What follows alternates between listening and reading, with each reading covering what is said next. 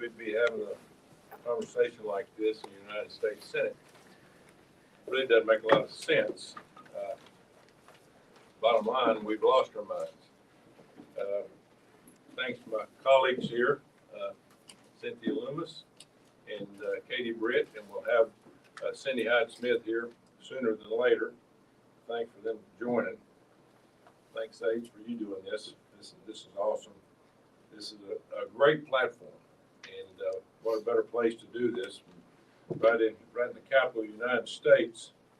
Most of you probably know that I've coached for about 40 years, and I've seen the good and the bad and indifferent. But the one good thing I've seen is Title IX over the last 50-something years of what it's done for girls and women's sports. It's been unbelievable. One of the best things that's ever come out of this building is Title IX and making equal opportunities. You know, for the first time, girls had the opportunity for facilities, same amount of coaches, there's men and boys, same number of sports, which I think is huge, but also scholarships, the ability to receive a scholarship and go to college. And there's nothing better than playing in college or playing in high school and being with teammates, the things that you learn, the things that you're exposed to. You know, I saw hardworking young women as well as men when I first started coaching. I coached junior girls basketball. What an experience. My gosh. I'm coach out of college, and I'm thinking, what the heck have I gotten into? But it was a great experience. You know, even as a coach, I keep up with all the players that I played with in college and high school, but as a coach, the same thing. You keep up with all the young men and young women that you're exposed to. Even in football, in college football, I had 10 or 15, 20 young women that worked within our athletic department in terms of trainers, managers, equipment, wait staff, and it's growing and growing in that area. The only way to keep your job as a coach, and everybody needs to understand this, now that we're talking about men possibly in women's sports. Coaches are going to coach to win. And I don't want it to get to a situation where scholarships are given out in women's sports in college to men. I don't want it to get to that point. And that's one of the things that we have really got to fight against. And again, I want to say this, I'm not against anybody. You are who you are. This country gives you a free opportunity to believe in what you want to believe in. That's what our Constitution says. But we need to go by the science about determining men and women and sports and the division of why we have a division of men and women's sports. We need to keep that in mind. So, as a coach, you got to understand too, in college sports, there is tens of millions of dollars on the line for success in sports. And so I don't want this to get to a point where men get the opportunities that young girls and women have had or should have, but don't have because of the money that's put into this. We don't need to get to that point. And that's the reason I think it's so important that we have talks like this. Now we have a bill on the floor, or not on the floor, but that we have pushed out in the House and the Senate, Protection of Women and Girls in Sports Act. And basically that's what that says. President Biden wants to say that his agenda that he can cut off federal funding if you don't allow men and women's sports. Well, mine says just the opposite, that we do not allow federal funding, you know, for if men play in women's sports. So we got a huge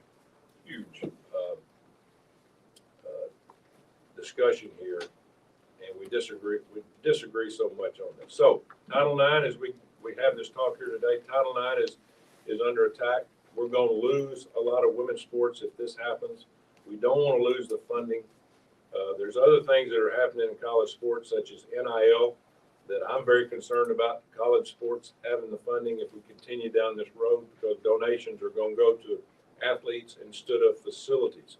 And who's going gonna get left out first because of funding is Olympic sports and women's sports, and we do not want that to happen. So thanks for being here today, and let's have a good discussion, and hopefully we can bring some things to light. So, Sage, you gonna monitor this situation? Allegedly, in my hands. I think I'm second though to the bosses in charge here. Did you have a couple? Okay. Yeah, no, I'll say a few things. First, want to thank my senior senator, Coach Tuberville, for putting this together. He has been a leader on this from Not day too one. senior though. That's senior. That's fair. Yeah. That's fair. And as a mom, I have my daughter and my son both play sports, and I think there are only 3 women in the whole U.S. Senate that have school-age kids, and I am the only Republican female that has school-age kids in the Senate. And watching my daughter learn and grow and get opportunities to lead, get opportunities to try and fail, get opportunities to build a skill set that you only build on teams and on the court or off of it is truly remarkable. And so when you think about that being put in jeopardy, it brings a new light to it. I believe this is about fairness and it's about safety. And I think Senator Tuberville said it beautifully. This isn't against anything. This is just about women having the opportunity to grow, learn, and to thrive. And I think Title IX has done such a tremendous job. And it's interesting because for years, so many people on both sides of the aisle fought for this, fought for women to be able to excel. And so to see right now that we seem to be the ones that are having to fight to preserve that, gives you concern about moving forward, which is why these things are so important. We appreciate you lending your voice into the conversation so that we can learn and do better and be better. And again, Senator Tuberville, thank you for your leadership on this. Thank you. Cynthia? I too want to thank Coach Tuberville because he can bring to light issues that I gotta say I've struggled with my whole life to bring about. I'm the same age as Coach Tuberville. We were born the same year. When I was in high school, there were no intramural women's sports, none, 0. We could play in the gym, intramural after school, but there was no way for women to compete against each other. We couldn't be in FFA, we couldn't be in Key Club. Everything was separate. I was a pre-Title IX high school student. My daughter, of course, was a post-Title IX high school student. She competed in the state title at women's tennis, and then went to college and played tennis in college. She got better training athletically, in teams, mentally, in competition, in sportsmanship, in confidence, in trying and failing and getting back up and winning again. I got some of that in 4-H, but sports brings out a whole different level in developing bodies and minds simultaneously, and in the ability to work with other people in a very positive endeavor. And Coach got to see that. I've listened to Coach speak about what he did as a coach. And he always talks about it like, I wasn't coaching sports. I was developing young men. And that's what women's sports does. It develops young women.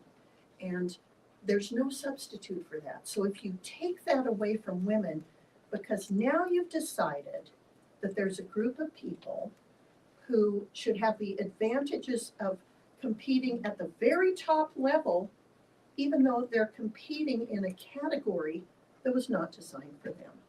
Women's sports is designed for women. And to allow people's physiology, that's what I studied in college, physiology makes a difference in sports. Men's hips are a line narrower. When they get to the starting blocks, they have a physiological advantage to win. Women should compete against women at the highest level of their physiological ability to succeed. That's what we want for women. And we don't want to deny trans people the right to compete. Compete in your own category, have an open class, but don't compete against biological women.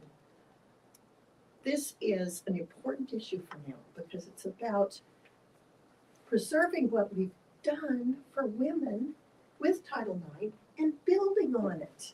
So Coach, thank you so much for what you're doing here. This is a good thing you're doing. And what you all are doing to protect women's sports and allowing scholarships to be awarded to women who have achieved at the highest level of success that women can possibly achieve when competing against each other. Good for you, and thank you for what you're doing. Am I allowed to clap down Yeah. here? I don't think the rules. I've never been in any of these buildings. You're running the show. And that's, this is dangerous. People watching might agree with you. It is truly an honor for me, yes, starting with you because you are the ones that are out here on the front lines and fighting, and I can't wait to hear from you. And of course, it starts with you as well because you're our voices, and I'm so grateful. I just want to give a quick perspective as to why I care so much, and it actually goes back to, well, first of all, I was born in 1972, so that's Title IX, that's the beginning. And then when I announced to my parents at the dinner table in 1984 that I wanted to be a sportscaster when I grew up, you know, my parents were the most supportive, so incredible. But in 1984, there weren't many women doing that at all, locally, nationally, certainly no women who looked like me.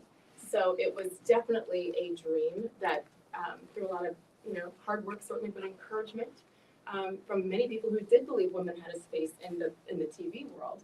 It happened, and I've been able to live out my dream. During that time, it was incredible to go from the only woman in a locker room, whether it be NFL, NHL, all of it, to many. And then when you watch TV and you watch everything online now, there are women everywhere in college who have these opportunities, and it is beautiful to see. So I've seen such progress. And then while living out my dream, being able to be part of covering women and celebrating women and watching my former employer, ESPN, owned of course by Disney with ABC, go all in on it and spend tens, hundreds of millions of dollars to invest into women's sports. Look at what's happened in women's college basketball the last couple of years. The ratings are insane. The game is great. I talk to a lot of NBA players who say the women's skill set is better than the men. I mean, athletically, this is science, right? Let's stop denying. Men are going to be better. They're physically stronger. DNA just says it. That's how God made us. It's a fact. But the women's skill set in basketball is another level. And so I love the progress. I love the growth.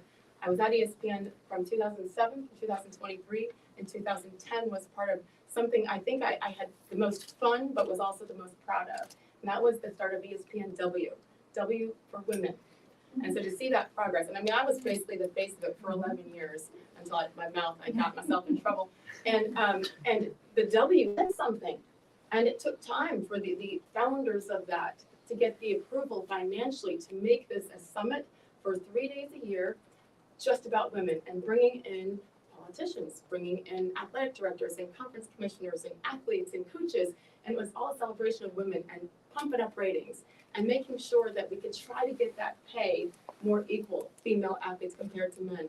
We had people like Megan Rapinoe on those panels. Many women, of course, so supportive of equality. And to see Megan out there and being an idol for millions of young girls, soccer players, has been incredible. Backtrack, I mean, I was a journalist in 1999, the 99ers, and that women's team that won the World Cup. And with Julie Foudy and an incredible time that did what? Brought our country together. And this was young women who were doing it. So the progress has been a blessing to watch from the sidelines, because I didn't listen. You asked me earlier, Coach, it's a waste of height. I did not get those athletic genes. My next life, I'm convinced. Second best thing is to what? Is to talk about it and to be around greatness like you and like your daughter. So I think that's what's been most heartbreaking, is to see the backtracking. I've asked myself why. I don't know why. I don't know why. If anything, I think personally there's some deep-rooted ugliness, evil forces. I mean, people might not like that word. To me, there's no other explanation. I don't know what it is. Something is there. And at this point, I don't care why. The fact is that it's wrong. So to go from 2010, seeing that celebration, and Megan Rapinoe on that set with us, that stage being live streamed across the country, to then calling me out, calling Martina Navratilova out for saying we are anti-trans and promoting violence against trans people by standing up for women's sports, it makes no sense. The problem is when people with a voice like her, who has had an incredible career, they have that platform and people are afraid to go against them because we know that cancel culture is real. I don't know how many times I've been canceled, but I'm still breathing. I'm like, go for it. You can't hurt me now. But that's the only hope we have is that people get through that fear and not to start a fight, but to have that conversation. That is exactly what is not happening. And by the way, my kids, all three are born right here in the nation's capital. 2 girls. I have no horse in this race. My kids' athletic careers are over. I never had it. So this is not about someone in my family. This is about right and wrong. And for all these women that I've had the honor of covering and encouraging bosses and producers to, no, let's move up that WNBA highlight. Let's move this up. Let's have this interview. And they did it. So how it started to go backwards is beyond me. I do think that we have to go deeper, and I'd like to get your thoughts on this later, but go deeper on some of the repercussions if we continue to allow it. We have seen it, but I think sometimes the videos are kind of tucked away and hidden, and all the ways on the internet that you can make things go away. We need to see those videos of young women, the physicality of it, of getting hurt at times. We need to have the Paula Scanlons out there in the Riley Gaines saying no, even though it's so scary. And I watched when you first hit online and on television and was in tears. So proud of you because you're how old now? 24. Right. Like, oh, when I was 24, this was not happening, you know? So people like you all of us must push through that fear. And by the way, it isn't just the athletes and the mothers and the coaches and the lawmakers. It is men. It is men too, because men, the fathers who have daughters out there. And I know that if my kids were out there competing, I would be a meme. I would be in trouble and probably arrested because it is just wrong. So we're not going to ignore the science. I'll add this, and then I promise I'll be quiet. But you get me going on. I'm so upset. It's fascinating how it's only going one direction, isn't it? Are there any NBA players saying I want to go play in the WNBA? No. What about any other sport? It's only happening in one direction. Why? Because we all know the differences there. We must push through our fear. We must continue to talk to our neighbors and come together, the athletes, I know you've done that, and there's a groundswell. People on both sides of the aisle, you look at those statistics, 75, 80%, really are on the same page with this. So it's kind of now or never, if you ask me, and we have to push through the fear. We have to have the conversation, the C word that people hate, have that conversation and keep talking. This is one thing, we are right. And if we don't do it now, I think that we will always regret it. So honored to be here and to get the conversation started in a little bit of what do we do? Because we have to have tangible action items or else this is going to continue to go downhill quickly. So Miss Katie Mullins, by the way, yes, mom, proud mom of Lily Mullins, an NCAA athlete, captain of the Roanoke women's swim team. And she bravely spoke out as well after a man joined her team. We're so glad you're here speaking for her and many others. Thank you. She was able to get her team to stand with her together, which was a different thing that hadn't happened before. So she was able to get 10 of them to come together. But I'll begin. Thank you for having me and giving me the opportunity to be here and to share my daughter's story with you. It's a privilege to be here in Washington and with members of the Senate, and to thank you, Senator Tuberville, for bringing about this important conversation about Title IX. As you said, my name is Katie Mullins, and my daughter is a collegiate athlete. She's a member of the Roanoke College swim team in Virginia, and it's been difficult for my daughter and our entire family as we have watched the hard work that Lily has put into swimming be compromised and her dreams become nightmares. For me, this nightmare started last summer as a captain on the Roanoke team.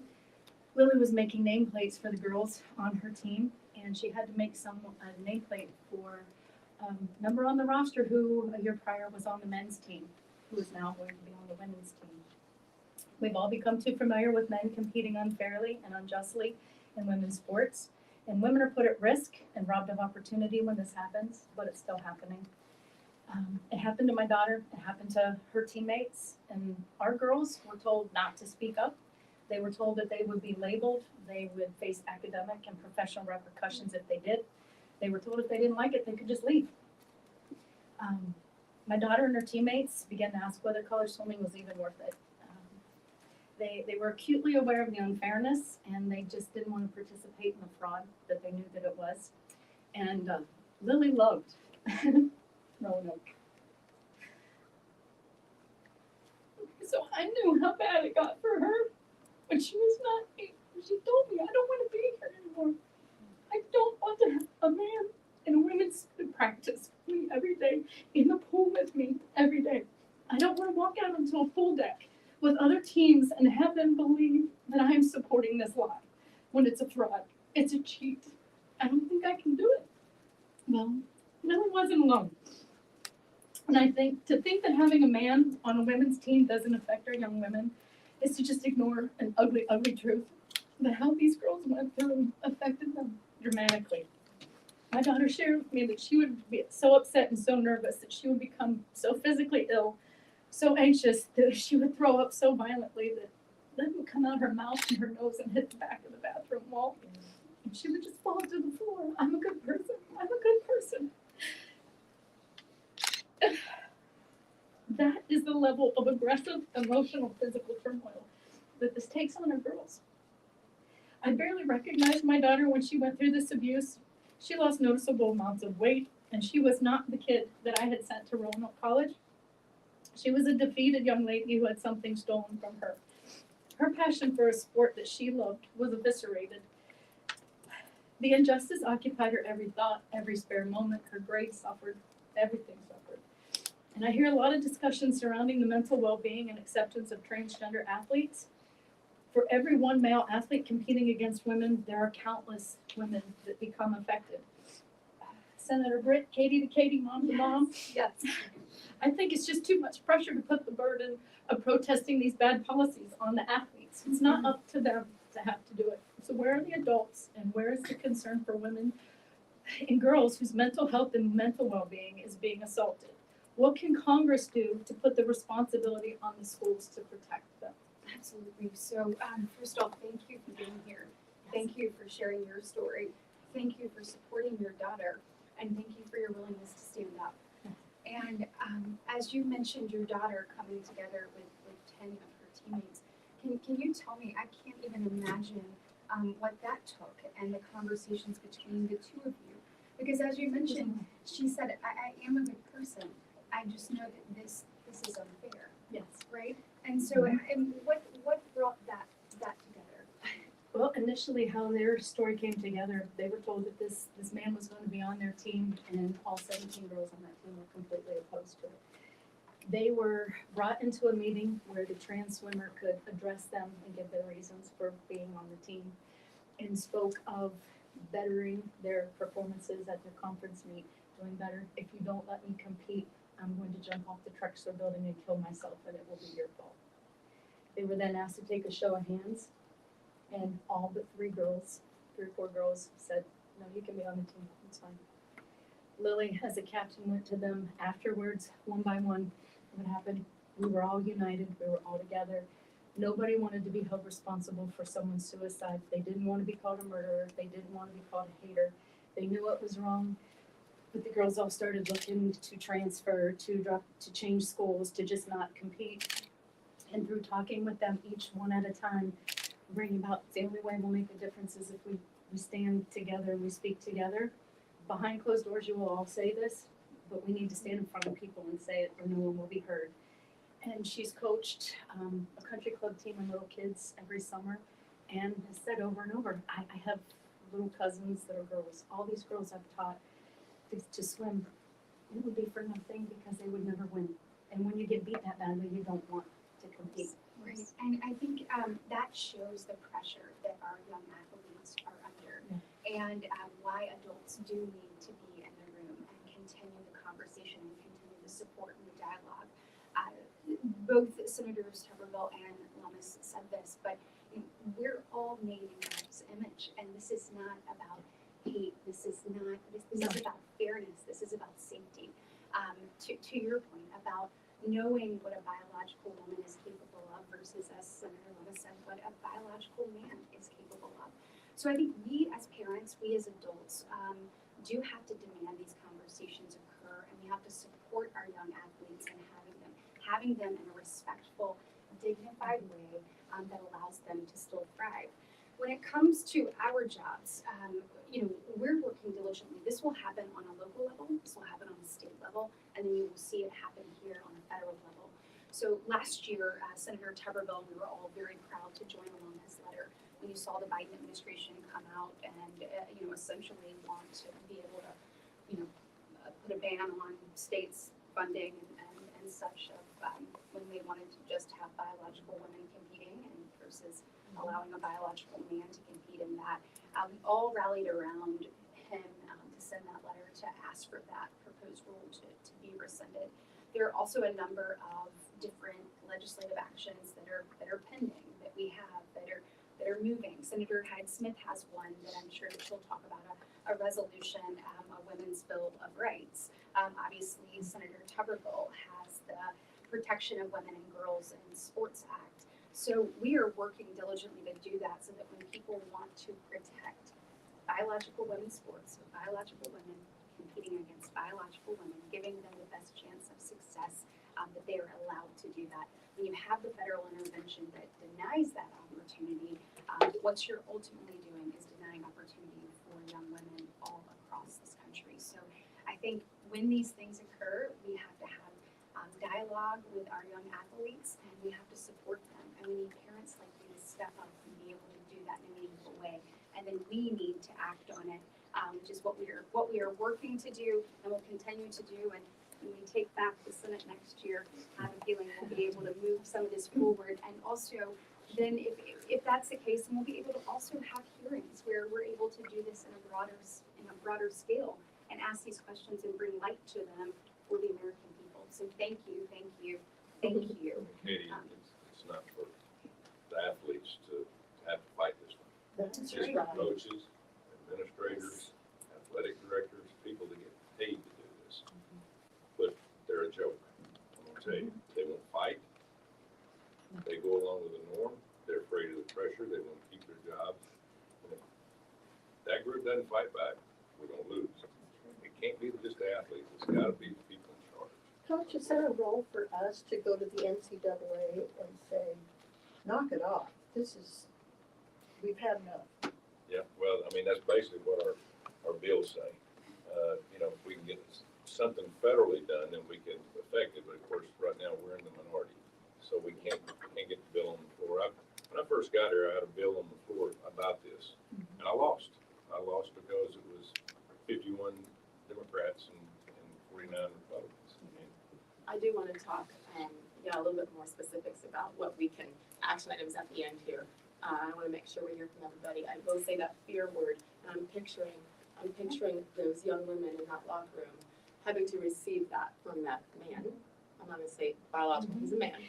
And to threaten suicide, so what does that do? It shuts people down. They live with the fear. And then they're silenced after that. That's right. Your daughter was not silent. And I'm so proud of her for leading the way, because the silence is what has happened everywhere with the other women, with women who love my platform, with all the biggest star athletes, the silence, the television networks, they're all silent and it's deafening. So your little girl did good. Paula, you also, yay, have not been silent, and we're so grateful. Again, official introduction, an incredible athlete, certainly was at UPenn, I know you still are now, teammates with Leah Thomas at the University of Pennsylvania in the swim team.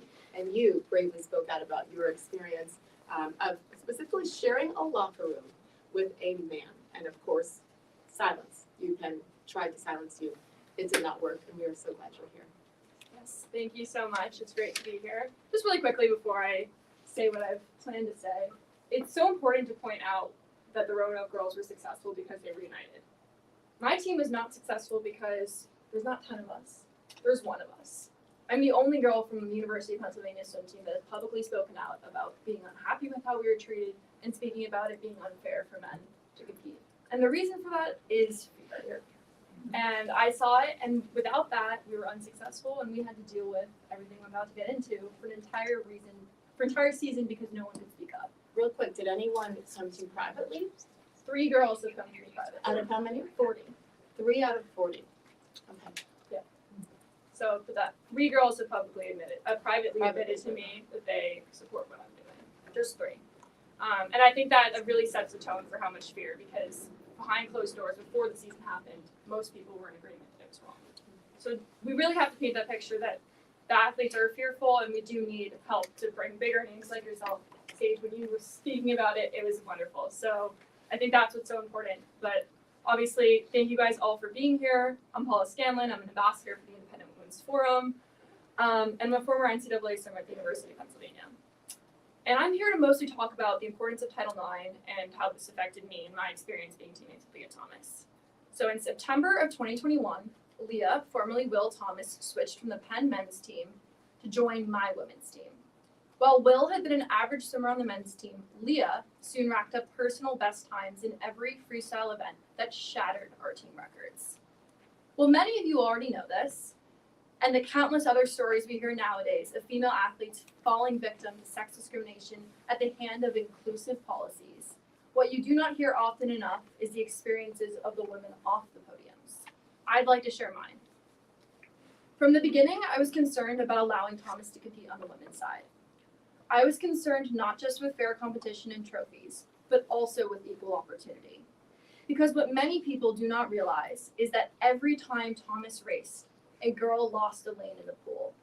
And every time Thomas traveled to a meet on behalf of Penn, a girl on our team was asked to stay home.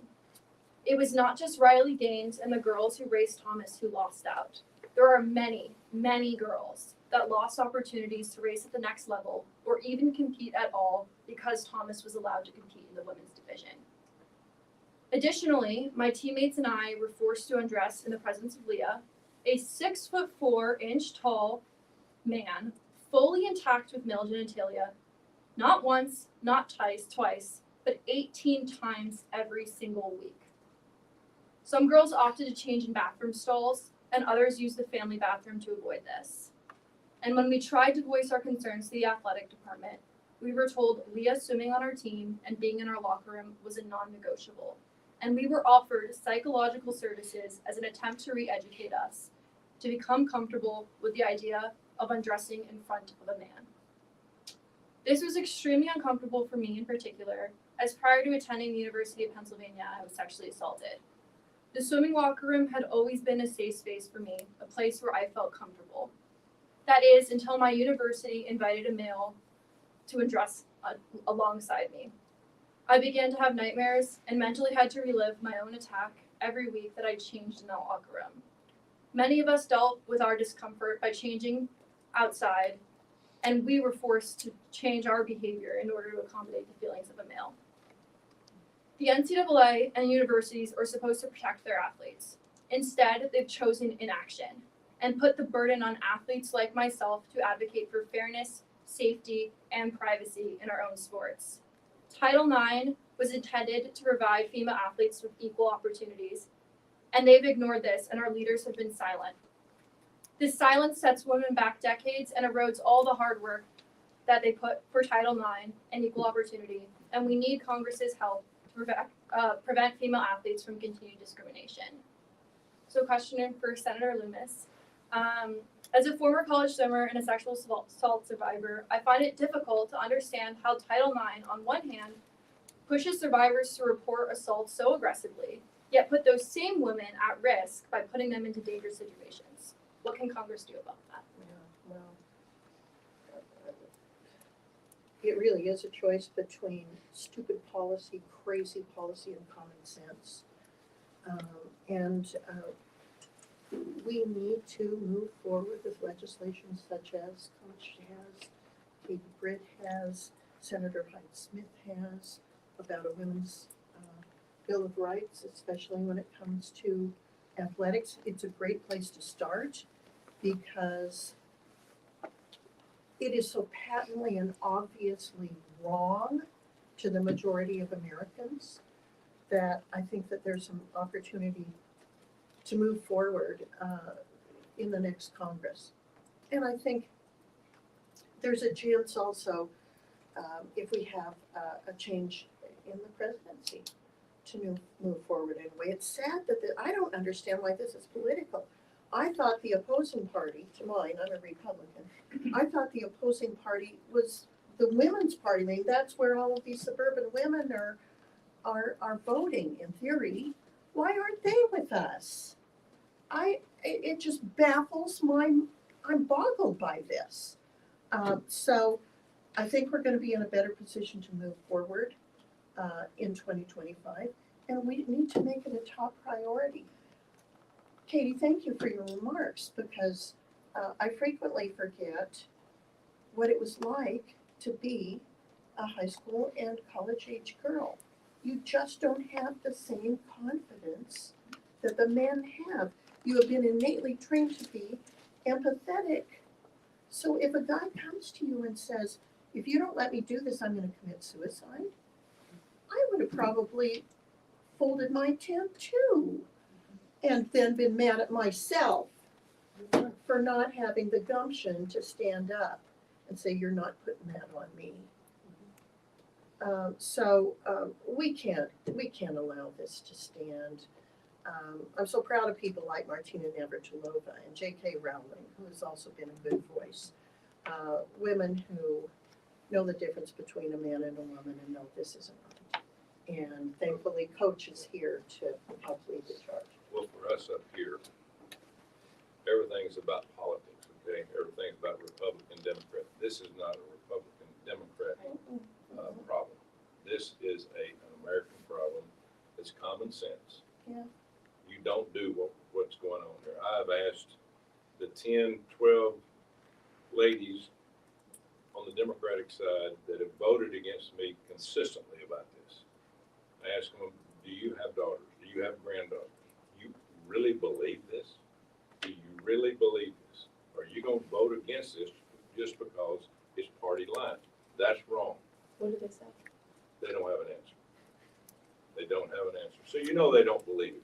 They vote. That's a problem in Washington, D.C. People vote party line instead of common sense, and for people in this country, the citizens. And so it's unfortunate. But I go back to that point, and then the point of the coaches and the administrators that have no guts to step out and do what's right and put their job on the line. If you get fired, you get fired, but you stand up for what's right.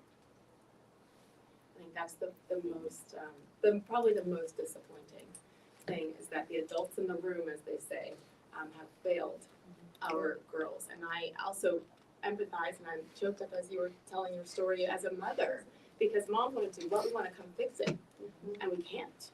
And then we're trying to empower them and encourage them to use their voice and stand tall, and then look what happens. But yeah, coaches at Roanoke, coaches at UPenn failed. The lacrosse coach at Oberlin College did not fail. She's kind of amazing, and the fact that she's in this room is awesome. 27 years as a lacrosse coach, and after you openly supported female-only sports, you were fired from your job and have been so courageous to come out as well after that, because I believe that's what they depend on, is the fear which keeps so many of us silent. So, Coach Kim Russell, we are so glad you're here. Thank you for what you've done. The floor is yours. Thank you, Sage, and thank you, Senators, for being here, for listening to all of us. As Sage said, I'm Coach Kim Russell. I'm an ambassador with the IWF and now get to advocate for girls and women's sports. Women's sports have been my entire life. I was 5 when Title IX was passed. They've also been my passion. In college, I was able to play 2 sports at the D1 level, both field hockey and lacrosse. And I've been a women's lacrosse coach now for almost 28 years. I've been inducted into 3 halls of fame for my contributions to the game of lacrosse, and was recently, in January, appointed to the Women in Sport Commission for World Lacrosse, the governing body for the sport of lacrosse worldwide.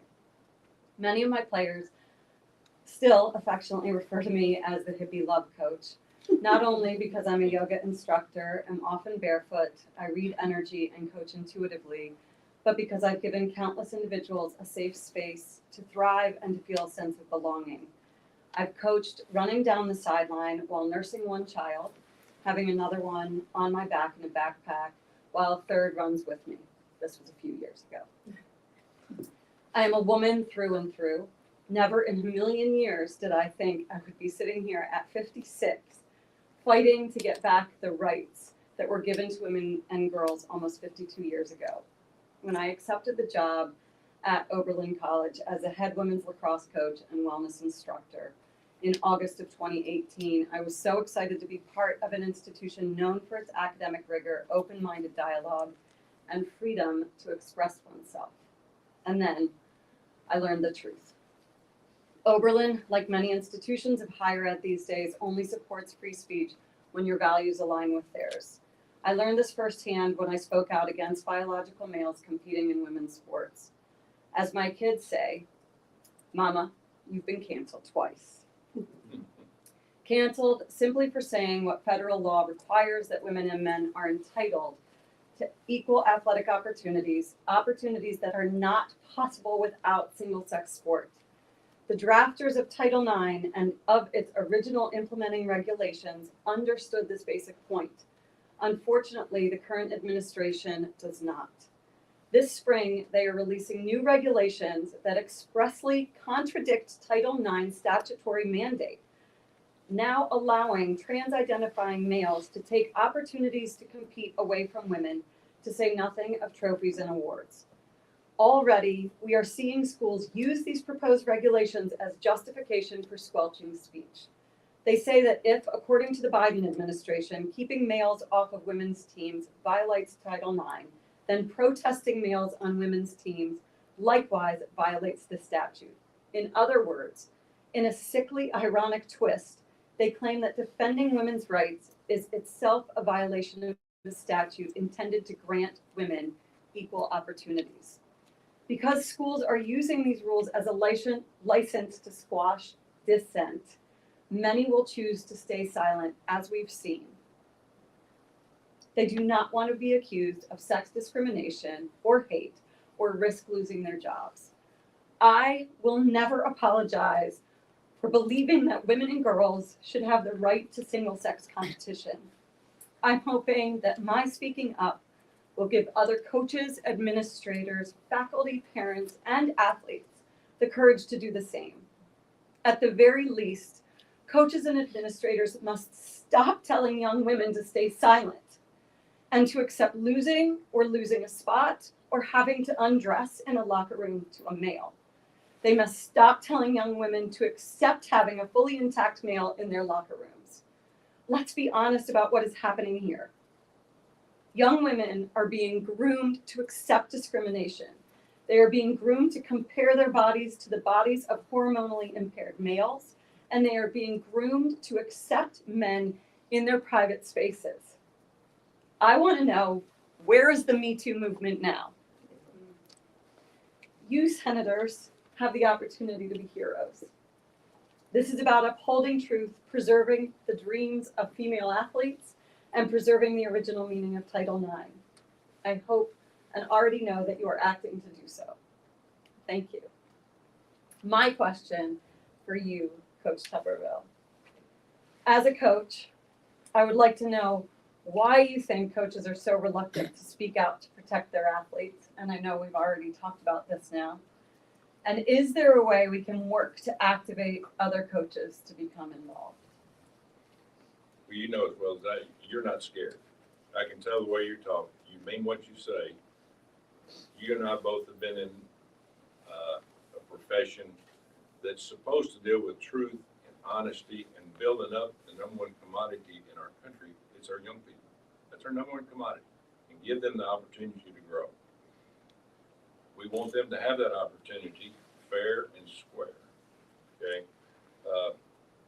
But I see so many people in the coaching profession that refused to make a wave. They don't want to upset anybody. They like their job. They want to keep their job. And as coaches, you're as important as law enforcement officers, military, because you have a firsthand view of the future of our country. And those athletes look at you and stand up, and hopefully they respect you for what you do and what you stand for. And so I'm disappointed. And I know you're disappointed. And I know Paul is disappointed. fact that coaches, not all, but a huge portion are not speaking out today. There should be a huge rally in this, what we call the capital of our country, about what's going on. We saw it in the Me Too movement. We see it during abortion or anti-abortion groups.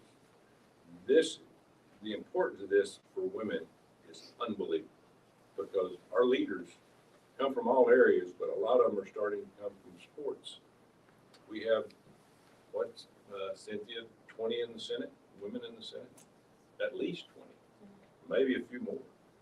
And I guarantee you most of them played sports, and they learned a lot of their values from that. So coaches and administrators, that we've already said, stand up for your athletes or get out of the profession. That's what's got to happen. On the last Paula, Coach, did you hear from any other fellow coaches at Oberlin or elsewhere? I did. I heard from many coaches at Oberlin, from across the lacrosse world, from really every sport. After I spoke publicly, I had thousands of emails, direct messages. My personal cell phone number was published on Oberlin's website, so I had texts, phone calls, and every single one of them was in support, from coaches, from parents, from current students, from grandparents, from people who were so upset at the egregiousness of this. And what I would like to also add, after speaking at a radical feminist conference this weekend, every single one of them there was on the same side. So what I asked of them is that they reach out to their Democratic representatives to make sure they know that every single one of these women believe the same thing. And so why has this become a partisan issue? Yes. That Did is they what's give so you- shocking to me. Yeah. The Speak up. radical feminists should be with us. They are. And so I will also say that a majority of the women at this conference were lesbians, and they are very upset that they are being put in this group, because they are all completely on board with the women's rights. And when you asked them, or when you heard from them, and then I assume we're corresponding a little bit with some, what was their reason for not standing up where they worked, where they coach? Oh, fear. Same thing. Absolutely. So They'll- it's consistent. Yeah, the fear. And what I will tell you is that truth, this is truth. This is about truth, nothing less. And truth is the answer here. Truth is the highest vibration, right? And you also cannot have love and fear in the same place. So if you are truly loving the human body, right? And where is our belief that we were born in the right bodies, and where is that belief that we've taught girls their entire life to honor their bodies, to take care, and not just girls, but boys as well, right? So every single coach I've talked to is on the same page. They're just staying in fear. And some were afraid to even text me. Well, especially because their things are tracked. I hear that too. You know, Yeah. Hey, we're not gonna text, just I'll call you later. And Yes. So, and the fear unfortunately is legitimate. Like we've Exactly. seen that. Yeah. Senator Highsmith, thank you. I'm so glad to see you here. It has been, we've been rolling a little bit, maybe choked up a couple of times, and I think it speaks to how much everyone in this room cares, and I think we're speaking for I know we are, millions of other people as well, who just want fairness and just love seeing the progress that women have made since 1972, since that fight, really came to fruition. Is there anything that you'd like to say, or we still have Jennifer Fraseras that we wanted to introduce for the legal aspect, but I wanted to make sure to welcome you. Well, thank you, and I so appreciate you being here. I so appreciate Coach Tuberville doing what he's doing, and this is too important. We fought too hard, we came too far. My mother's 86 years old. She was a point guard. She said, "Cindy, don't let them ruin women's sports." So, thank you. Wow. I was a point guard. My daughter was a point guard. You got a defender here. Oh. means you take control of the game and other things apparently, which we love.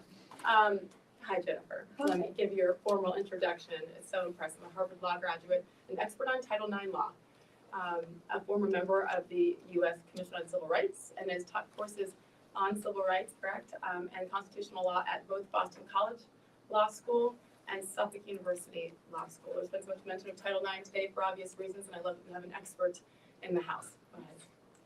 Yeah, so I do want to talk about Title IX because as much as we really appreciate all of the bills that have been introduced to protect women's sports, Title IX should already protect women's sports. Title IX, lots of people think that it's a sports bill. It's not specifically a sports bill. Title IX does one thing and one thing only.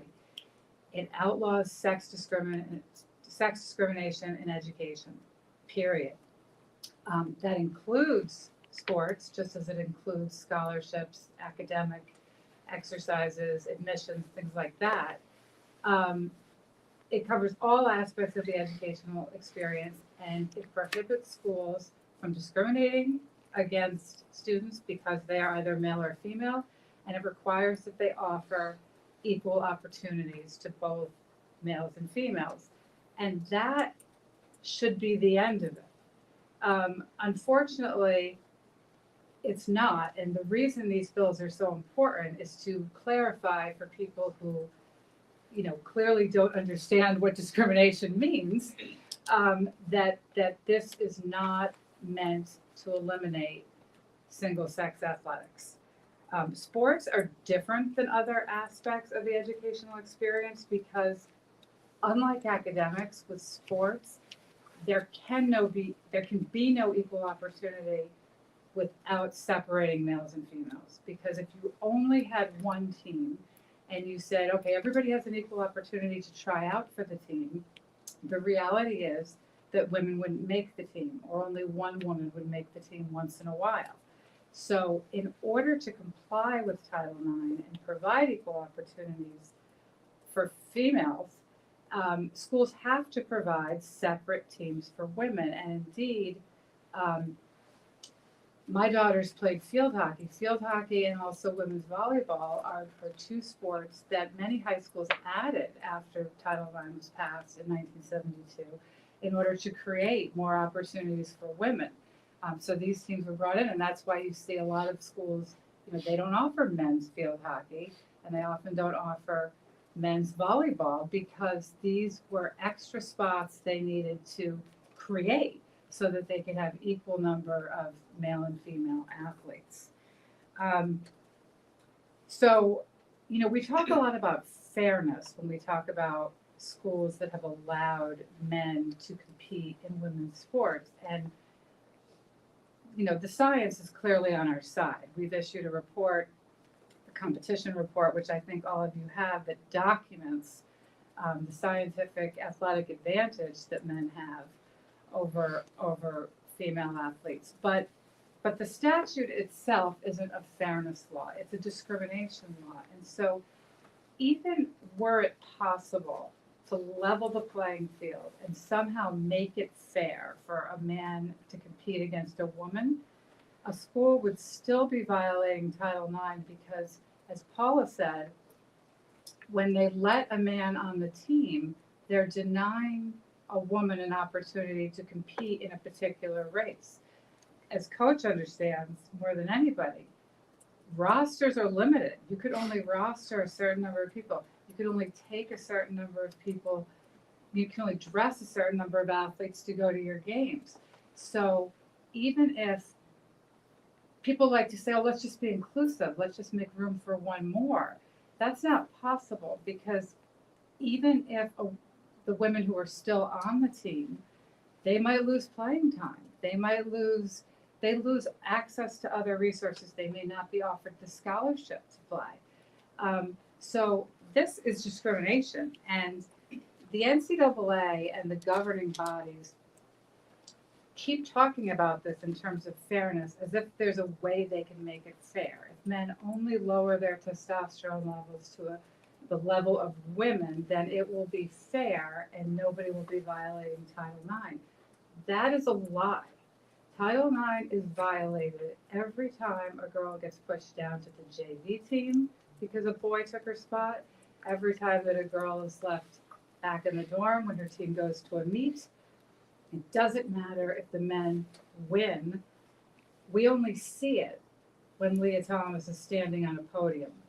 But the discrimination is happening much more often, and it's happening all the time. Leah Thomas was not a one-off. It happened at NCAA's Division III just last week in running. It's happening in high schools across the country. It is the most underreported story in the news because people are afraid to speak out. And I want to thank the senators because in addition to the legislation that you've offered, which is so important, supporting Paula and Katie and Kim and doing it publicly is the way we're going to get people to come forward, because what you are saying is the federal government stands behind these women. You are standing behind these brave women, and you're telling other people that if they come forward, they will not be alone. They will have Senator Tuberville in their corner, and Senator Hyde-Smith, and Senator Lummis, and so many others. And that is really one of the greatest gifts you are giving to this movement. And Jennifer's moving up to the Olympics this year. Yes, it is. The Olympics just allowed, now boxing is allowing men to box against women. Of all sports. Yes, it is. And I know there's been legislation introduced about that, and there are brave women coming out about that. Former Olympians, Monique and Jocelyn Lamoureux, who were on the women's ice hockey team, have 3 medals. They've come out now and opposed what's happening at the Olympic level. And by giving women like that a platform and showing your support for them, that's what's going to make people feel more courageous to come forward. So But thank you. allowing that to happen is going to create a tougher problem for us in the lower levels. When they see that, you're going to see more men jumping into the women's side. You know, And that's why we would talk about the adults in the room and the coaches, yes, but it is the leagues. And the adults conferences, in the room. the adults in the room Have to on stand every Adults level, have to absolutely. stand up. And there are some, NXXT, the golf, district from Tuberville, they had a man kind There's of one win. right there. Sorry? Kim said, no, we're not going to do this. Right. And it But I'm cost her. And there- it cost her. Dearly. But I know you don't have regrets either, because you know you are doing the absolute right thing. There are groups, I did want to point out that golf group that did say, okay, because there was a controversy after he came on and won, and then one more, and he would have qualified potentially for the LPGA Tour. They got crushed on social media. And But guess what? Let's be honest, it took a That lot of pressure to get it them to took a do the time. right thing. And there so- are a lot and so of it's people not- working behind the scenes. For sure. Less Like than these young ideal, but the ladies. point is what? That, okay, it shouldn't have to be, but if it is, then we need to be obnoxious and out there with those things. Can I ask you a question? Because Well, I just had a question for Senator Hyde, Sure. so if it's okay, I know, in addition to supporting these women, which is so important, I understand there's movement afoot, perhaps to have some sort of resolution to push back against the Biden administration's regulations. I don't know if you could tell us what Senate has planned to object to those regulations, which basically the regulations, it's, Kim talked about the irony. The irony of the regulations is that they tell people it's a violation of Title IX to enforce Title IX. So they're clearly not, legal, but what can the Senate do to assert its authority? Well, it's just more insanity when they say it's a violation to violate. It's an insanity to even say that. I think we can recruit more supporters. We can get out there. Anybody with rational thinking abilities knows this is wrong. And, we've got 100 senators, and I really don't know of anything they're scared of. When you get here, you're pretty much not scared of anything. But, and I understand the positions where people are employed, they're afraid of losing their jobs, but we should all be speaking out. I want to be your advocate. Everybody up here wants to be your advocate. Katie Britt wants to be your advocate. But we just have to recruit more people to, and I've said before, if you don't have a backbone, I was born with 2 and I'll loan you one of mine. Be glad to. Jennifer, if I could ask, Yeah. Because I hear this a lot, and I think it's on social media a lot as well, when people say, but it's such a small percentage. It's only, 0.0 what, first of all, I don't know where they get those numbers. I think they're pulling them out of thin air to prove their case. What should our response be? Oh, I have a lot to say about that. Well, first and foremost, when you're talking about discrimination, it doesn't matter if it's one person or if it's 1,000. If Rosa Parks were the only person told to go to the back of the bus, it still would have been wrong. So it doesn't matter how people. Can I use that? I'll credit you. Say whatever you want. I will also say that it's not just, they can speak in terms of percentages, but there are over 500 male athletes who have stolen women's titles or trophies from female athletes. And In what scope? in all sports at different levels. That's what we've been able to, track so far. But this is just beginning to explode because the number of people who identify as trans is increasing in the younger generations. And so as those people come up and enter high school or enter college, you're going to see this happening a lot more. So it is happening more often than you think. It is an unreported story at the high school and middle school level. It's happened in several towns near where I live in Massachusetts, and you just hear whispers about it, and the parents don't want to say anything. It's no one even reports it to the media. It only gets in the media when someone gets hurt, which did happen last month in a basketball game in Worcester County in Massachusetts, and that did get some television coverage because people got hurt. But it is happening a lot. And the other thing I would say, and I think either Katie or Paula spoke about this, is that even one male athlete on a women's team there's exponential harm that's done to multiple women, because it's not just the one person that he might beat in a race who's harmed. It's the people who were left behind, it's the people who had to share a locker room, and also that person may have competed in multiple races. And it's not just about who wins, it's about who gets named All-American. It's about who gets named to the Olympic team. So when Laurel Hubbard, the male weightlifter from New Zealand, was added to the Olympic roster for that country, everybody said, well, look, Laurel Hubbard didn't win anything at the Olympics, so it doesn't matter, it didn't hurt women. Well, there was a woman from New Zealand who will never get to call herself an Olympian because of Laurel Hubbard. And that's discrimination. So if there are constant violations happening everywhere, how? I mean, do people have to file lawsuits? Like, if it's a violation and nothing's happening, what are we doing wrong? Or are there lawsuits? There are probably lawsuits. Well, yes, I mean, eventually this will all percolate up to the Supreme Court. It will make its way up there, and I think it will be resolved in our favor. But in the meantime, yes, people need to bring lawsuits. I mean, people are afraid just to speak, just to say, just to post on social media, this is wrong. Bringing a lawsuit is a whole nother level of commitment. It takes resources, it takes money. Nobody really wants to sue their own athletic director, or their school because they like their school. They don't want to take money from the school. There's political pressure, social pressure not to do that. So we need, by supporting women in coming forward, we also need to support them legally. I live in Connecticut, and 4 or 5 years ago, I think that's when that case of the young track stars. Yeah, I mean, and my Chelsea, she went to high school with my daughter, Oh. and she's always, get out of the way so fast. And then all of a sudden, what happens? She went from state champion, the fastest time potentially, to second place. And they did bring a lawsuit. They did, Yeah. and they've gone back and forth, correct?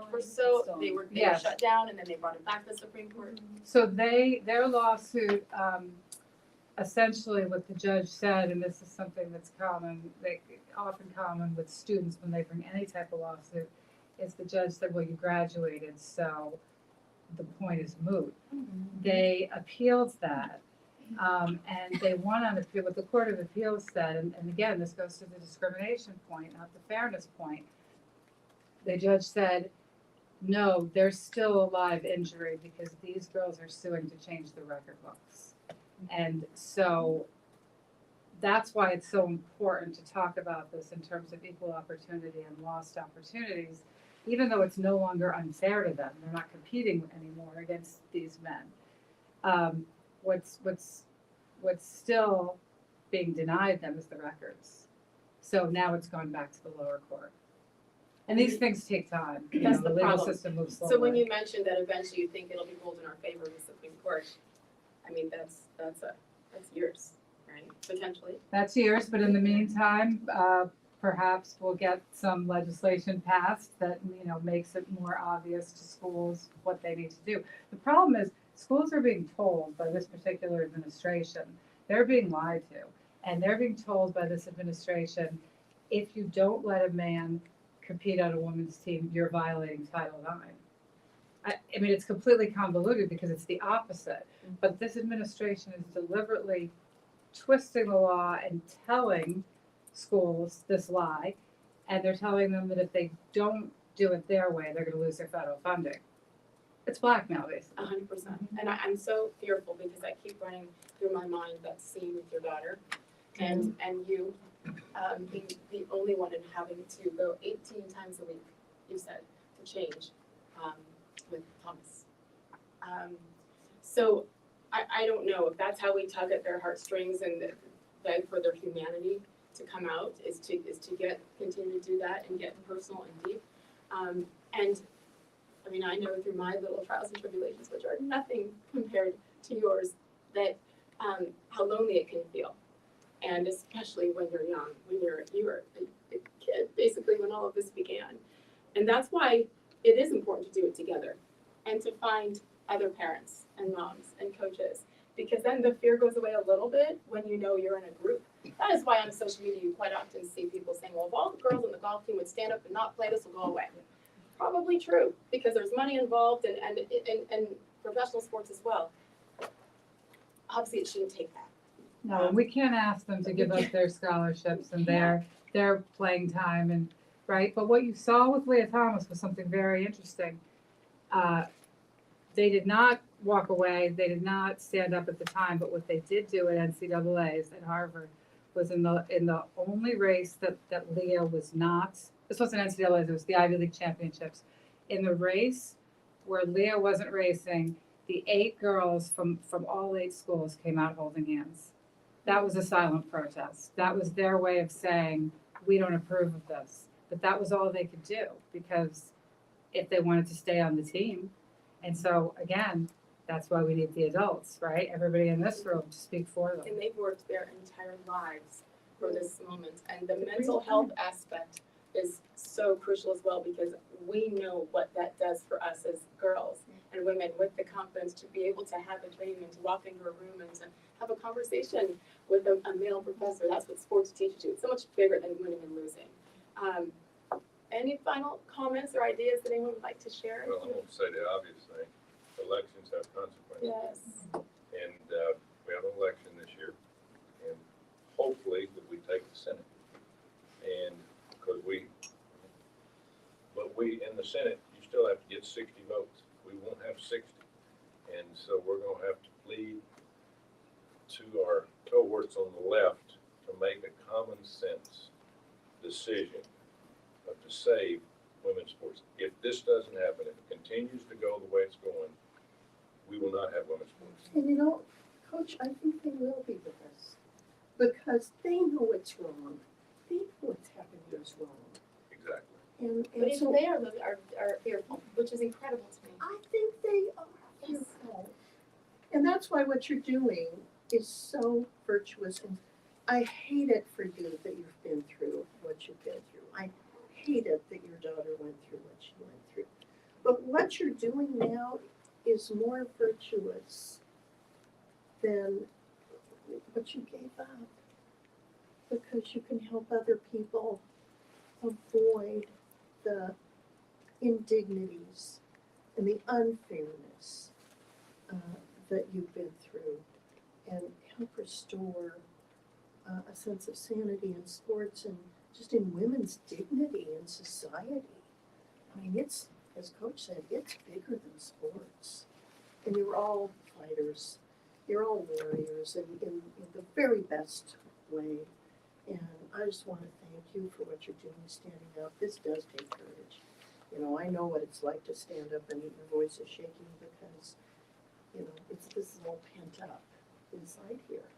And so when you let go and say what your heart is telling you to say and do it for the right reasons, it's gonna make a difference. Thank you all. Cindy, don't you have a women's bill of rights or something that you were working on? We do. Yeah. We do have that and getting support for it. And I mean, you just think, really, is this even necessary? But the sad fact is it is necessary.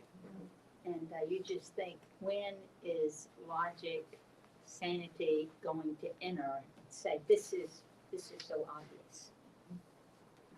That we will do anything we can do. And I'm pretty good at twisting arms on the other side too. She is. She does have two spines, by the way.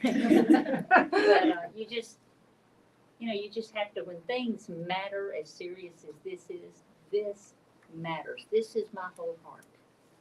And that's when you do grow that stiffness that, yeah, I can go do this. But, you know, we have the microphone, we have the platform so many times, and I assure you, we're going to be using it to benefit this and to try to bring some sanity to it. And as Coach said, elections matter. This administration is looking at this just totally through the wrong lens because they want to. Elections matter. We have got to empower people to get out, vote, and change this. I love that we have a room full of fighters and you four, and thank you for your expertise and fighting at that level. That's everything. Thank you, and for your courage, which continues, because it's gonna be a long haul. I'll just end with this because it's something that has, pulled me through a million things through the years, personally, professionally. My dad went to West Point. He actually broke the color barrier there, the first black man ever to play varsity football. He went through all kinds of stuff and wouldn't change a thing. But as kids, as an Army brat, as we talked earlier, we were forced to memorize part of the West Point cadet prayer. And it was, annoying. And we had our Saturday morning room inspections as well. It was the whole thing. I survived. I had great arms as a young child because we had a lot of push-ups if our rooms were a mess. That has since failed. The part of the prayer that resonates with me every day of my life is this: help me to choose the harder right instead of the easier wrong, and to never be content with a half truth when the whole can be one. As a kid, you don't want to hear it. Then you go, oh gosh, it's so true. The harder right is to do what you are doing. It is easier to stay silent, easier to live in fear. We've all done that too. Then you just reach a line, and then you have to say enough, and that's obviously what you've done. And to not be content with that half truth. We all know the whole truth. We know what it is. And we got some fighters in this room, and I believe that, like you said, it's going to be turned around and we're going to win. This will all be worth it, and you can say that you're at the forefront of it all. So thank you, and thank you to what you're doing here, for what you're doing here every single day. We need you. Thank you. Thank you. And this will be YouTube, and all that people all over the country will see this. So thanks for everybody speaking their voice, because this can't be prolonged. We've got to stop now, because once it gets fingered in the hold of what's going on right now, we won't be able to stop it. I've seen it in sports all my life. This has to stop, and so we don't have much time left. Kim, thank you for dedicating what you did. Thank you for what you're doing and going to continue to do. Bless both of y'all. Thank you, and your daughter. My goodness, and what you had to go through. It's amazing. I just hope people listen. Please listen. Thank y'all. Thank you. Thank you. Thank you so much. Thank you.